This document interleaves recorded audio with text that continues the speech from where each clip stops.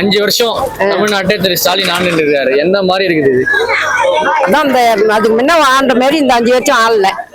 அப்படியே வந்து எல்லாமே இந்த திருட்டு இதுவா தான் இருக்குது. கெஞ்சா வைக்கிறாங்க, எல்லாம் குடி பொம்பளைங்க ரொம்ப அழிகிறாங்க, ரொம்ப இதுவா பேசுறாங்க, ரொம்ப நாடு அழிக்கிற மாதிரி இருக்குது. பெண்களுக்கு பாதுகாப்பு என்ன மாதிரி பாதுகாப்பே கிடையாது.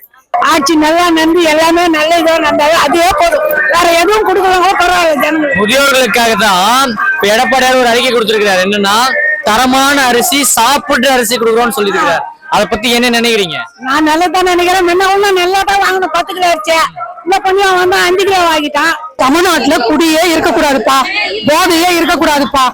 வருங்கால பசங்க நல்லபடியா இருக்கணும்பா.